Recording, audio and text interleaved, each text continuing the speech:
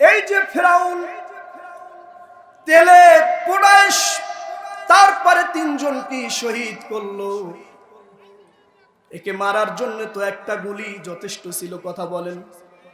কিন্তু পোড়ায় কেন মারলো? তার মানে হলো পতনটা তাড়াতাড়ি হবে। বিশ্বনবী মেরাজে গিয়েছেন, শহীদরা মরে না। শহীদরা কি মরে? শহীদরা কখনো মরে না। শহীদরা আল্লাহর পক্ষ থেকে রিজিক প্রাপ্ত। শহীদের রক্ত কোনোদিন বৃথা যায় না।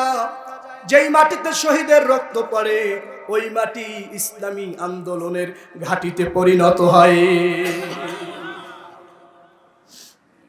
আমার বন্ধুগণ ভালো করে শুনুন, রাসূলুল্লাহ যখন মেরাজে গিয়েছেন, রাসূলুল্লাহ তার নাকের ভিতরে সুন্দর আতরের সুঘ্রাণ তিনি পাচ্ছিলেন। মেরাজে যান, সফর অবস্থায় আছেন। জিব্রাইলকে জিজ্ঞাসা করলেন, জিব্রাইল এত সুন্দর ঘ্রাণ কোথা থেকে আসতেছে? মনে হচ্ছে জান্নাতি ঘ্রাণ। জিব্রাইল বলতেছে, ইয়া রাসূলুল্লাহ, আপনার কি জানা নাই এই জায়গায় ফেরাউন যে তিনটা প্রাণ তার দাসী মাশেতা সহ আরো দুটো কন্যাকে শহীদ করেছিল, এই তিনজনের কবর এই জায়গায়, ওই জায়গা থেকে সুঘ্রাণ আসতেছে। আমার বন্ধুগণ, মানুষ পোড়ানো যুগে যুগে আমি আপনাদেরকে ভালো করে বুঝাতে চাই, জানিয়ে দিতে চাই, ফেরাউন কত বছর আগে তার পতন হয়েছে আমাদের জানা নাই। মিশরে তার লাশটা এখনো আছে। আজও মানুষ তাকে ঘৃণা ভরে স্মরণ করে, কথা বলেন ঠিক কিনা? রাজারা অন্যায় করবে দেশ শাসনের জন্য, এটা স্বাভাবিক। দুই একটা অন্যায় হয়ে যেতে পারে, কিন্তু মানুষ পোড়ানোর মতো অন্যায় যদি কেউ করে, চিরদিনের জন্য তার পতন তো হবেই। তাকে দুনিয়ার মানুষ চিরদিনের মতো ঘৃণা ভরে স্মরণ করবে, শ্রদ্ধা ভরে কোনোদিন স্মরণ করবে না। ফেরাউনকে ঘৃণা ভরে স্মরণ করে, জাদুঘরে তার লাশটা রাখা আছে। এই 2025 সাল, এখান থেকে যদি 2024 সালে যান, আমি যেই জায়গায় থাকি আশুলিয়ায়, এখানেও 6টা যুবককে আমি নিজে তার স্ট্যাটাস পড়েছি। তানজিল মাহমুদ সুজায় যার নাম, সেদিন ট্রাইব্যুনালে তানজিল মাহমুদ সুজাই তার বোন ফেসবুকে স্ট্যাটাস দিয়েছিলেন।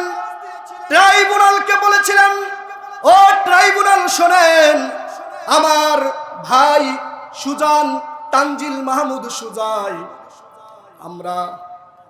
আমার এই ভাইটার লাশ যখন আশুলিয়ায় গুলি করে হত্যা করা হলো, লাশকে গোপন করার জন্য যখন আমার ভাই লাশটাকে পোড়ানো হলো, আমার মা খুঁজতে খুঁজতে আমরা যখন লাশের সন্ধান পেলাম, আমার মা ওই যে আমার ভাই মাহমুদ সুজাইয়ের লাশ দেখেছে। এখন থেকে আমার মা ওই থেকে যে পাগল হয়ে আছে, এখনো পর্যন্ত আমার মার জ্ঞান ফেরে নাই। আমার জিজ্ঞাসা, কেন 6টা লাশকে কার হুকুমে পোড়ানো হয়েছিল বলুন তো? আর ওই 6টা লাশ, ওইটাই ছিল 5 নাম্বার অভিযোগ ট্রাইব্যুনালে। ওই লাশ পোড়ানোর কারণে ট্রাইব্যুনাল বেশি ক্ষিপ্ত হয়েছিল, আল্লাহর পতনটাও তাড়াতাড়ি হয়েছিল, কথা বলুন ঠিক কিনা? তানজিল মাহমুদ সুজায়ের বোন বলতেছেন, আমার মা বাবার বড় স্বপ্ন ছিল আমার ভাই এ জগতের বড় ব্যাংকার হবে, কিন্তু ব্যাংকার তো হলো না।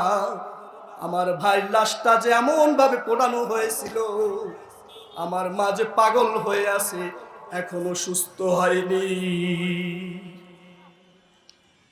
আর এই জালেমরা নিয়ে কথা বললে মন বাজার হবে কাদের? এই জালেম এরা যদি এখন ফেরাউনের উত্তরসূরি বলি তাহলে কি ভুল হবে? ফেরাউন মাসে তার 2টা কন্যাকে আগুনে পোড়ায় মেরেছিল, আর 2024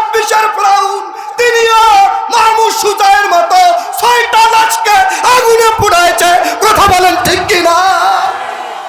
তাহলে একে যদি ফেরাউনের উত্তরসূরি না বলা হয় তাহলে কোরআনের বিপক্ষে যাওয়া হবে। কথা বলুন ঠিক কিনা? আর এটা বললে রাজনীতির ঘেরান খুঁজে, এইটা বললে যারা রাজনীতির ঘেরান খুঁজেন তারা ভালো করে শুনে নেন। আল্লাহ কোরআনুল কারিমে বলেছেন, সূরাতুশ শামসের মধ্যে আল্লাহ রাব্বুল আলামিন সালেহ আলাইহিস সালাতু ওয়াস সালামের ঘটনা উল্লেখ করেছেন। সূরাতুশ শামস আপনি শেষের দিকে পড়ুন। নাকাতাল্লাহ, আল্লাহর একটা উট ছিল, যে উটটাকে সালেহ আলাইহিস সালাতু ওয়াস সালামের জাতির কাছে আল্লাহ পরীক্ষার জন্য পাঠিয়েছিল। সংক্ষেপে বলি, আল্লাহ বলেছিলেন সালেহ আলাইহিস সালাম আল্লাহর পক্ষ থেকে বলেছিল, আমার জাতি খবরদার, উটটাকে তোমরা কেউ মারবে না, এটা আমি আল্লাহর পক্ষ থেকে, আমি নবীর জন্য একটা মুজিজা। কিন্তু সালেহ আলাইহিস সালামের জাতিরা কথা শুনলো না। 3 গ্রুপ মিলে এই উটটাকে হত্যা করেছে। একটা গ্রুপ ছিল 2 জন, পিছন দিক থেকে আঘাত করেছে, আরেকজন তীর দিয়ে আঘাত করেছে। তাফসীরের মধ্যে নাম এসেছে কিসদা এবং মিসদা। এই 2 জনে আঘাত করেছে। আর যারা ওই সমাজের মাদক, গাঁজাখোর, হিরোইনখোর, এলএসডি, মারিজুয়ানা, ইয়াবা এগুলো যারা সেবন করত, তারা হাততালি দিয়ে উৎসাহ দিয়েছিল। হাততালি দিয়ে কি দিয়েছিল? উৎসাহ দিয়েছিল। আর 3 নম্বর গ্রুপ হলো নীরব ছিল, এক শ্রেণীর মানুষ, তারা এই পক্ষেও না ওই পক্ষেও না, তারা নীরব ভূমিকা পালন করে সম্মতি দিয়েছিল। আল্লাহ এই 3 গ্রুপকেই গজব দিয়া শেষ করে দিয়েছে। এই মেসেজটা দিয়ে আমি আপনাদেরকে বুঝাতে চাইলাম, ফেরাউনের আলোচনা হবে, জালেমের আলোচনা হবে। আপনি যদি জালেমের পক্ষে হাততালি দেন তাহলে আপনি ইয়াবাখোরদের কাতারে দাঁড়াবেন, আর আপনি যদি নীরব ভূমিকা পালন করেন তাহলে আপনি জালেমের সহযোগী হলেন। আর সরাসরি যারা জালেমের পক্ষে কথা বলবে তারা তো জালেমের পক্ষেই থাকবে, আর যারা হাততালি দিবে তারা ওই ইয়াবা গাঞ্জাটেখোরদের পক্ষে। আর যারা নীরব ভূমিকা পালন করবে তারাও আল্লাহর গজব থেকে এড়াতে পারবে না। আপনি কোন পক্ষে? আমার বন্ধুগণ ভালো করে শুনুন, আমি সামনে চলি।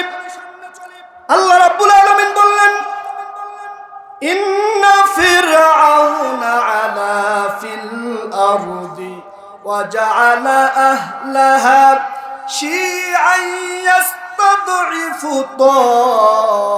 তাইফাতাম মিনহুম ইউযাব্বিহু আবনাআহুম ওয়া ইয়াস্তাহয়ী নিসাআহুম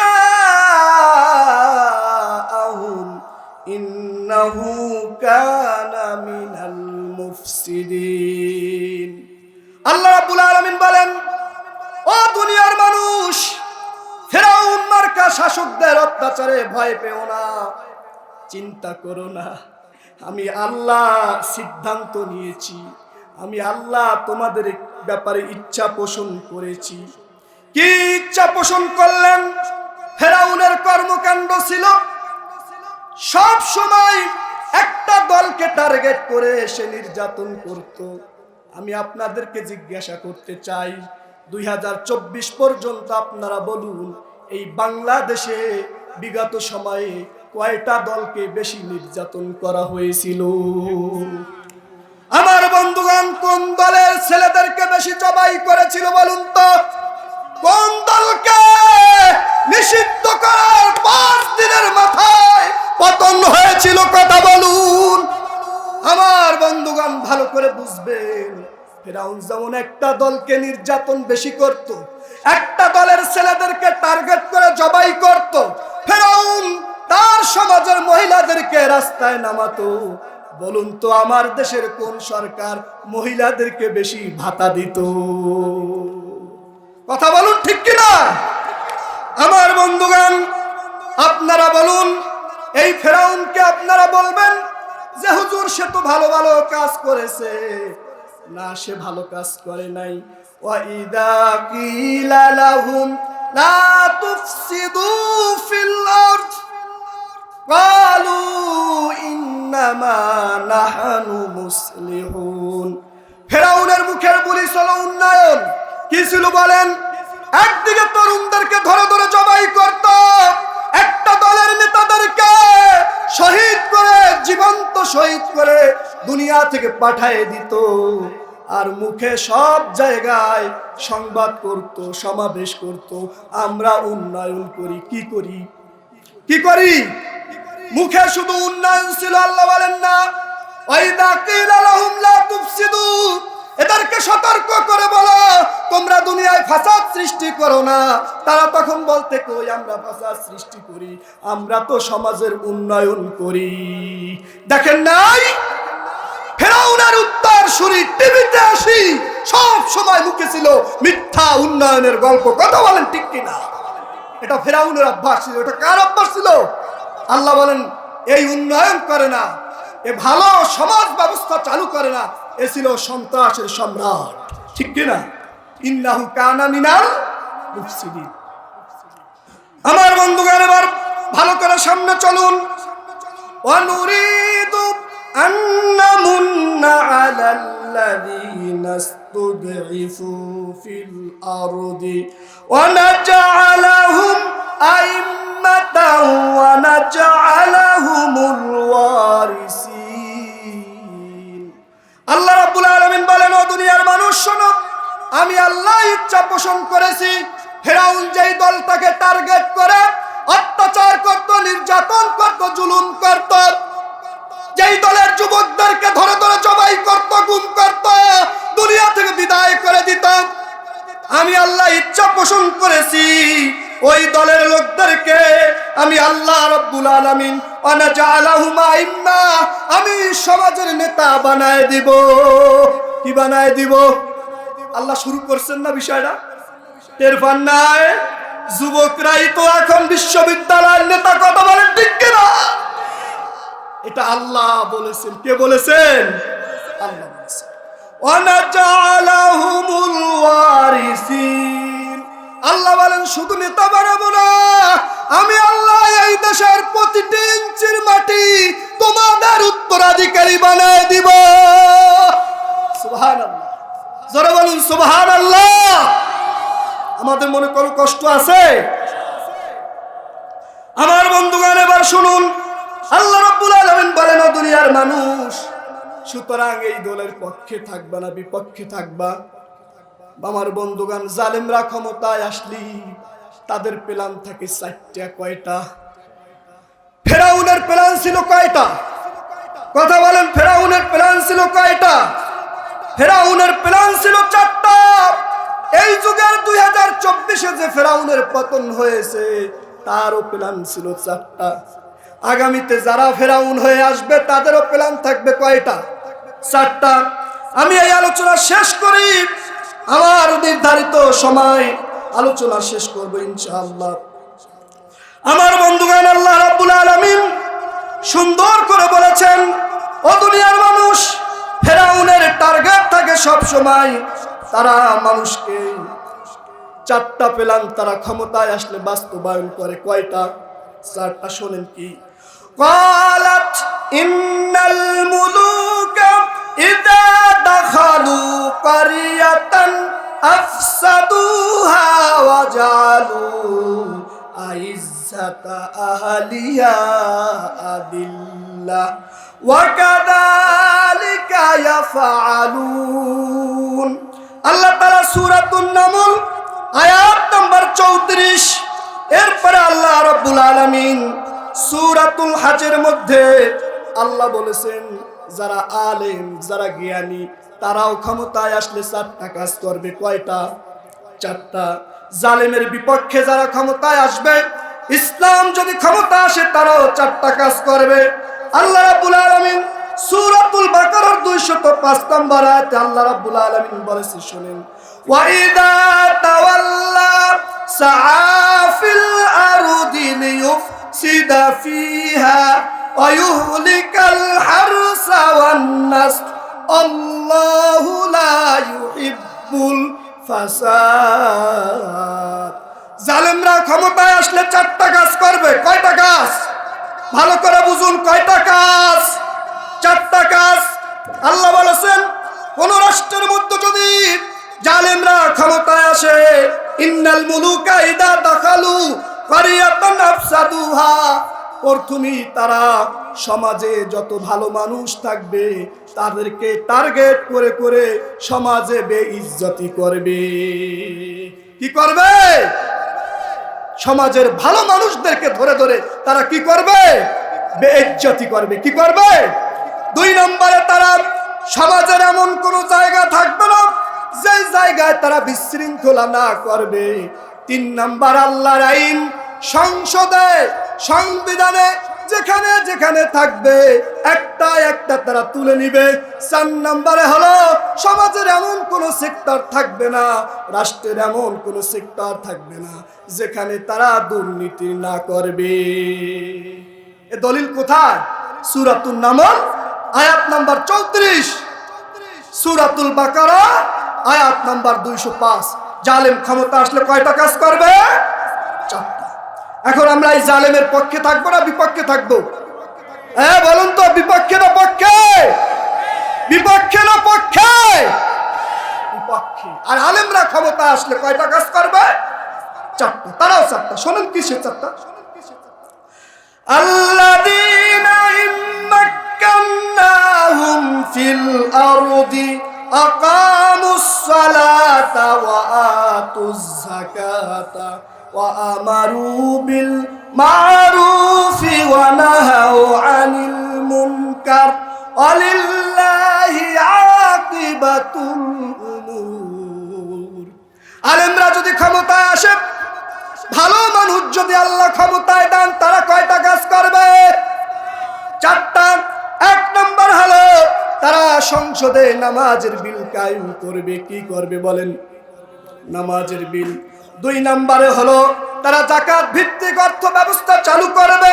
3 নম্বরে হলো তারা আইন পাশ করে সমাজে ভালো কাজ বাস্তবায়ন করবে। 4 নম্বরে হলো তারা সমাজ থেকে দুর্নীতি বন্ধ করার জন্য সংসদে অন্যায়ের বিপক্ষে আইন পাশ করবে। জোরে বলুন সুবহানাল্লাহ। এখন বলেন কোন পক্ষে থাকবেন? হ্যাঁ, এই পক্ষে থাকবেন না ওই পক্ষে থাকবেন? আমার বন্ধুগণ, আমার টাইম যেহেতু 1 ঘন্টা, আমার বাকি আছে আর 7 মিনিট। আমি 7 মিনিটের মধ্যে আমার আলোচনা গুছাই নিয়ে আসতে চাই। আমি আপনাদেরকে জিজ্ঞাসা করতে চাই, এই যে সমাজে নামাজের বিল আল্লাহ আলেমরা যদি ক্ষমতা